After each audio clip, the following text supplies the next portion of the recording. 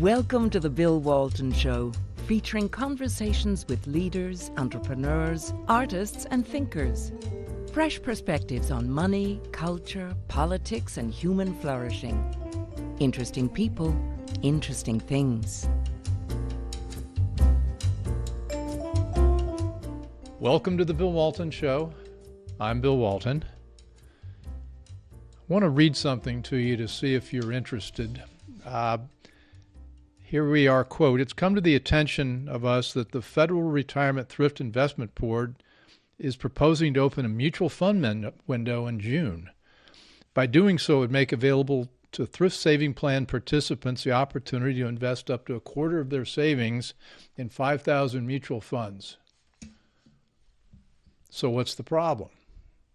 Well, the problem is those 5,000 mutual funds include a lot of Chinese companies who aim to actually hurt American citizens, and have companies aimed at building things that would kill and maim American soldiers and sailors. So that's why this innocuous piece of paper from the Federal Retirement Thrift Investment Board matters to us. And joining me, who shares the concern, is Frank Gaffney, my old friend and frequent partner on his show Securing America on Real America's Voice. Frank is founder of the Center for American Security Policy and vice chairman of the Committee for Present Danger China. Also joining is Roger Robinson, who's also a member of the, I think a founder, Roger, of the Committee for Present Danger China. And Roger's got an extensive career on Wall Street, started out with David Rockefeller back in the day at Chase Bank, worked in the Reagan administration, and has extensive subject matter knowledge of capital markets, mutual funds, and how investor dollars should and should be employed. So Roger, welcome. Frank, welcome. Thank you, Bill. Frank, why don't you kick this off and frame the issue? I teed it up a little bit, but why don't you give us some more color here? Well, you, I think, hit the key pieces of it, Bill. The United States financial sector has been putting the funds of American investors writ large into Chinese Communist Party owned and controlled companies for quite some time now. The exact amount of the transfer of wealth that it represents is somewhat of a matter of speculation. I've heard as low a number as $3 trillion, as high a number as 7 or 8 trillion. But whatever the exact amount is, what is clear is such funding transfers have translated into our underwriting of the unrestricted warfare that the greatest danger this country has ever faced, namely the Chinese Communist Party, has been mounting and intensifying in the past 20 plus years. Roger Robinson, our friend and colleague, is a man who has studied this matter closely. He's actually not a member of the Committee on the Present Danger China, just for the record, but he has been a very formidable influence on its work, because we have made something that he's been warning about, well, going back to the era when he worked for Ronald Reagan as his senior director on the National Security Council staff for international economic affairs, that you must not provide cash flow to hostile nations. Back in the day, the Soviet Union, today, the CCP, as it's called. So I'm delighted to have him with us to expand upon the challenge that we're facing here at the macro level, and specifically, Bill, as you said, the extreme inadvisability, not to say outrage, that America's men and women in uniform and other patriotic government employees might soon find their investments in their retirement savings going into some of these dangerous Chinese companies, human rights abusers, national security threats, and the like. Well, Roger, how does this work? My understanding is there's a basket of mutual funds that include about 6,700 individual companies and they're located all over the world. And then included in that would be about 9% of the investable equity market. And it's interesting, China in that is on the list as an included country among developing countries. The idea that China is developing is a fairly comical one, and only the federal government might think that. It's lodged right in between Chile and Colombia as a developing country. So, Roger, how's this working, and how do we evaluate this and do something about it? Well, Bill, there's a history to this. As you know, 2 years ago, we faced a similar circumstance with a federal thrift savings plan. The same board of 5, generally former Wall Street figures sitting on it. There was an effort to change the index that basically governs the international fund of the TSP, the Thrift Savings Plan. They were going to move it to the MSCI, All Country World ex-US to be precise. But the problem there is it was replete with Chinese corporate bad actors, including those sanctioned by the United States for egregious national security and human rights violations. We brought this to the attention of President Trump and Capitol Hill. There was a bipartisan expression of outrage and kind of disbelief that you'd have Chinese military companies being placed, as Frank pointed out, in the portfolios of our sitting servicemen and women in uniform.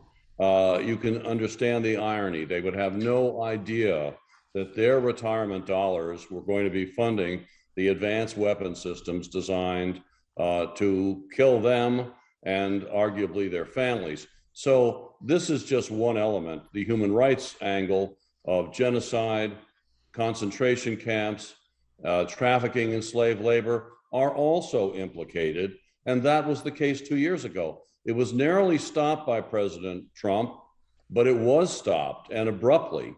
And there was an instruction that there be no Chinese companies in the federal thrift savings plan. Well, over this period, Wall Street didn't want to take no for an answer. And we basically found that they had selected a new index that included Hong Kong companies, as though Hong Kong is other than just another Chinese city today after the strangulations of freedom there. So we have 35 Chinese companies in the international fund of the Thrift Savings Plan now. This new so-called mutual fund window that's going to be initiated in June multiplies that to an alarming degree, because as you pointed out, these companies, these funds, which have international and emerging market exposure, are generally speaking holding Chinese companies. And again, there's been no differentiation here between those sanctioned bad actors and what you might think of as a more benign Chinese company. Well, you mentioned Wall Street. That's euphemism for BlackRock.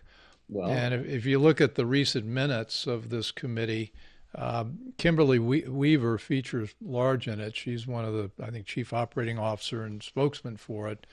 And she talked about BlackRock for a couple paragraphs there about how well they were doing. They were 11 basis points over the other indexes, and so there's a specific bad actor here, and it's what BlackRock and Vanguard and State Street and the other big mutual funds are doing to influence this. There's another aspect of this, though, that's not just the problem investing in Chinese companies, but also there's no oversight of the Chinese companies by the the PCAOB, which is the Pension Public Company Accounting Oversight Board. And so even if you've got a Chinese company that is pure as driven snow, uninvolved in national security, you still don't know what their financials are. And China is the only country that falls outside of that oversight, and that's another big problem. It's a black box, Bill, and the sad fact is there's not one Chinese company in the portfolios of scores of millions of unwitting American retail investors that is in compliance with U.S. federal securities laws. That's a fact. Sarbanes-Oxley being the most prominent for the PCAOB angle that you just referenced. So even from a fiduciary and risk management perspective, it's a failing grade. Not to mention, again, the human rights and national security dimensions. And as you could see from the minutes of the Federal Retirement Thrift Investment Board meetings, they understand the problem that accompanies not one, having ever identified who these mutual funds are, two, zero diligence performed, three, no disclosure of material risks intended for the TSP participants. So, you know, they basically said it's too costly and it would require too many resources to do so. Last time I checked, that's not a very good excuse. Well, this is not an agendaless driven exercise on the part of the Wall Street firms I referenced. They're eager, and BlackRock has already gone in with a wholly owned entity, as I understand it now.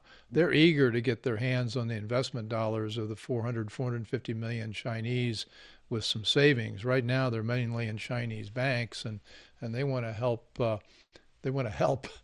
Help in that, and it's a gold mine for these companies if they can get into the Chinese market. So that's, I think, part of the reason they don't want to exclude Chinese companies from the index and why they've been lobbying this so hard. Frank?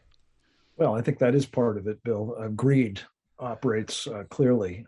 But I think you mentioned an agenda, and I think BlackRock's CEO, Larry Fink, does indeed have an agenda. And that agenda is not simply mutating beyond recognition the financial sector of the United States with his so-called environment, social governance agenda, ESG. He is also deeply committed to this partnership with China, and whether it's getting access to Chinese savings or whether it's just migrating the savings of Americans to China, it doesn't seem to be clearly the former and not the latter. Indeed, he's said he thinks American investors should treble the size of their investment in China at this point. And I guess really, Bill, the thing that, of course, our Committee on the Present Danger of China, of which we're very proud to have you as a member as well, is so seized with is this isn't happening in a strategic vacuum. This is happening in an environment where these entities, Roger's described, are actually enabling, and whether they're working directly for the People's Liberation Army or whether they're part of the surveillance state apparatus of communist China and engaged therefore in facilitating, enabling, otherwise aiding and abetting human rights abuses, including genocide, or whether they're just so-called civil or private sector companies in China, they all work for the Chinese Communist Party, without exception. How does the Chinese Communist Party, I mean, we talk about Chinese companies, and what's the mechanism, Roger or Frank, through which the Chinese Communist Party controls these companies? There are two, Bill, that come to mind right off the bat. Article 7 of the National Security Law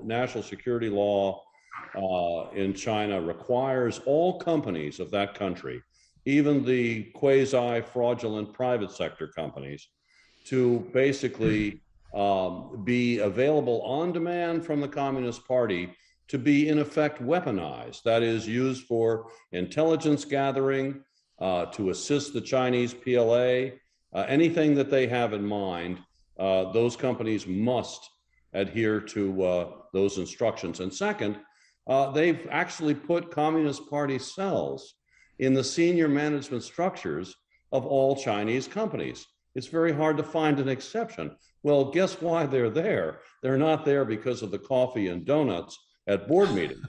They are there to basically ensure that those companies are compliant with the strategic and military aims of the Chinese Communist Party. So this is a little bit like the political officers we'd see on all the movies with the Soviet There'd be Commissars. two people running the submarine, the captain and the political affairs officer. The hunt for Red October. There it Yeah, is. yeah. So as I understand it, what is it, Section 7 or which one? What's the Article number you mentioned? 7 of the Article National 7. Security Law. That also extends to individual Chinese, doesn't it? Operating or living outside of mainland China? It does. And I should frame that, just to correct myself, it's the National Intelligence Law, not the National Security Law, which can be confused with Hong Kong. So yes, there's no Chinese citizen who's a free agent here, particularly if they're operating in the United States. They are interviewed and they are instructed as required by the CCP to carry out missions as the party deems indicated. Well, and our enemy here is the Chinese Communist Party, not necessarily the Chinese people. But if you're just a regular Chinese person living outside of China, the party still expects you to be helpful to their cause. So it's a really ugly situation. Well, Bill, in a way, just to add to that point, it's almost certainly the case, especially if you're a student here, and there have been something on the order of 300,000 Chinese nationals here as students. You've actually been selected by the party to go to the United States. There are some who've fled successfully Chinese misrule, but by and large, people here in this country from China have the authority of the party to be here. And secondly, whether they expect it or they don't expect it, they will compel you to conform to their dictates, even here in the United States, by threatening your family, all of whom are still left at home. Not all necessarily, but enough. And that's a reason that I think, again, we're looking at this monstrous regime using and weaponizing every instrument at its disposal for the purposes that we've talked about, which are destroying the United States. So, Roger, Kimberly Weaver tells us that it's way too hard to oversee which mutual funds own which security, and that it's just too much work to exclude these companies. I don't buy it, but what do you think? I mean, how much work would it be to exclude Chinese companies from these indexes? Well, my firm has done precisely this. We've looked at all the indices and identified those Chinese companies. We've looked at all of the exchange-traded funds that benchmark against those indices. I mean, we can do it as a private sector firm and have done. So the notion that this kind of critical risk-related diligence is too hard and that we're okay putting the hard-earned retirement dollars of our military into black boxes that may well have PLA stamped on them is an outrage.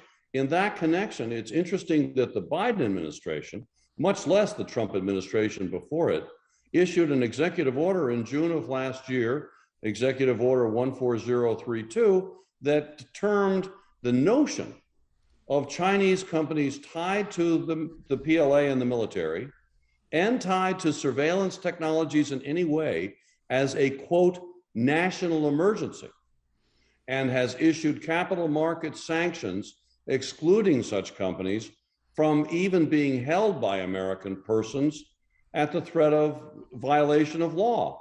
So how can it be a national emergency in the view of the president and have the same president presiding over this fiduciary irresponsibility of the type that you're discussing right now? So how do we stop this? And do we have a deadline?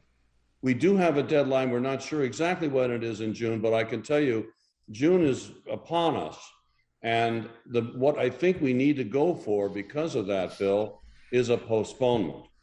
I mean, we need to take the time to do the diligence, to get the answers empirically so that we know precisely what we're looking at. At an absolute minimum, that has to be done. If they try to move forward in this non-disclosure, non-transparent milieu that they've got going now, that can only tell you one thing. We're being stampeded into a non-transparent, covered up event for the very reasons that you mentioned in terms of Wall Street's greed-driven salivating over getting their hands on the savings of the Chinese people and all of the other fees, which are very fat fees, as you know, that are involved with the China portfolio. We can't have greed supersede our fundamental values, our national security, and the protection of retail U.S. investors. How many I think we've got a fair number of congressmen that are aligned with us on that. Maybe we ought to be thinking about reaching out and supporting them. Absolutely. That's underway as we speak. In fact, Frank, I think Rubio's come out. Who else? Mike Lee. Who else has come out on this? Tom issue? Cotton, Tuberville has come out, Yeah. and we're expecting a bipartisan letter to emerge from the Senate with any good fortune in the near term. Again, truly bipartisan, to demonstrate that this kind of sleight of hand is perilous to our country and is a very sad and even sickening display of greed over our true national priorities. And Bill, could I just add, in terms of what you've asked about, what can we do about this? That effort to get support from the Congress is all the more necessary because every single one of those members of Congress in the Senate and in the House has, in all likelihood at least, money invested in the thrift savings plan. So this is their money we're talking about, as well as men and women in uniform, past and present, veterans as well as serving, and other civilian government employees, as we said. This is of concern in two respects. One is, obviously, you don't want them aiding and abetting our mortal enemy, especially if the likelihood is, particularly in the case of the military, but maybe others, the result will be advanced weapons being acquired with that money with which to kill us. But the second thing is, Bill, and this is a point that Roger speaks to very powerfully, and that is the dangers of having the US government, albeit in the form of this federal retirement thrift investment board, which oversees the thrift savings plan, but nonetheless, a federal agency legitimating investments in the kinds of Chinese companies that two presidents, not just Donald Trump, but Joe Biden as well, as Roger said, have in fact put down executive orders saying you may not invest in these companies, these kinds of companies. And so it's really vital that we get this turned off and right quick. And one of the ways we can do it is to get members of Congress. I want to thank the two of you for bringing this to our attention. I mean, Frank, you and I have talked about it on our show. This is just yet another example of a so-called faceless bureaucrat acting at the behest of, I think, the Chinese lobby to slip something through that I said at the outset sounds really boring. I mean, who cares about your mutual funds, really? Nobody understands it. Unfortunately, I do, and it's a big problem, but it's innocuous. And we talked about this. We've got a bureaucrat at HHS who wants to amend the World Health Organization's bylaws that would call all countries in the world at the sign of a next pandemic to obey the orders of the president of the World Health Organization. Talk some more about that. Was my gratuitous editorial there? Great segue. But we need to focus on it. Talk some more about the influence that the Chinese have in the decision making, where people have relatives in China. I mean, the most startling example is Elaine Chao, whose family owns a shipping company in China. And if you want to know why Mitch McConnell is more silent on these Chinese issues than he should be, her family fortunes it depends on the Chinese Communist Party. Well, there are two aspects to this, Bill. The part that I was describing earlier was kind of the coercive practice vis-a-vis Chinese nationals in our country to ensure that they not only toe the party line, but they serve the interests of the party and the People's Liberation Army and its intelligence services and so on. What you're talking about is the subject, of course, of a terrific book by our friend Peter Schweitzer called Red Handed. The Chinese term for it is elite capture. And there's a sort of coercive aspect to it. This is their, it's clear. I want to make it clear. This is their term. This is their term. This is an agenda. Exactly. And it's bipartisan in character. Joe Biden himself, of course, has been deeply compromised, I'm sorry to say. But there are people on both sides of the aisle, and Mitch McConnell's family, I think, is one of them, who have been doing business with the Chinese very lucratively. And it shows in their refusal in some cases, or at least their reluctance to be seen as opposing the Chinese. Sometimes they'll, in a small way, express opposition to genocide, for example, but in the end, they're old friends of China. And that's true of Larry Fink on Wall Street, as well as people in government and academia and so many other walks of life. And I would just say, Bill, quickly to chime in there on Frank's good observation. Where is the SEC in this? Are they a potted plant? Where is Treasury? Where is the National Economic Council, run by a former BlackRock executive? Treasury's number 2, run by a BlackRock executive. Jay Clayton used to be a Wall Street Journal, Wall Street lawyer that brought Alibaba to market. Steve Mnuchin was very friendly with the Chinese then and now. The long and short of it is we've got a U.S. government regulatory problem here. This revolving door that we've known about forever is now imperiling the United States with multi-trillion-dollar flows from a democracy, namely ours, to a totalitarian police state bent on our utter destruction, aided and abetted by greed-driven Wall Street firms and those conflicted U.S. government regulators that look the other way at moments precisely like this one. Right. Roger, that sounds like a great summary for where we are. Now, I've got about 20 things on my list here to talk with you two about, but I promised you both I'd get you out of here in a half an hour, and alas, my time is up. Roger, where can we find you? What's the name of your firm and what are your coordinates? Well, that's in flux right now, as I just fortunately was able to sell my firm. But I will liquidity event. I love that. I will be back to you on that matter. Okay, great. Well, that sounds like a successful exit. That's great. And Frank, I know where to find you, Security America on Real America's Voice. And what is our other channel that we're on with our show? American Family Radio Network is where the audio track of the shows that we have the privilege of taping with you each week, Bill, and others appear every weeknight at 11 o'clock p.m. Eastern Time, the same time slot that Real America's Voice video is aired. This has been the Bill Walton Show. I've been here with Frank Gaffney and Roger Robinson talking about why we do not want to invest in Chinese companies. But there's a lot of other things to dig into on the Bill Walton Show and the Frank Gaffney Show. And we hope you'll tune in for our next episodes to find out what's true, what's right, and what's next. Thanks. I hope you enjoyed the conversation. Want more?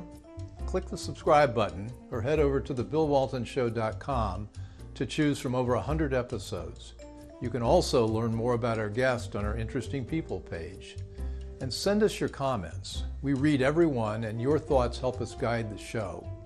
If it's easier for you to listen, check out our podcast page and subscribe there. In return, we'll keep you informed about what's true, what's right, and what's next. Thanks for joining.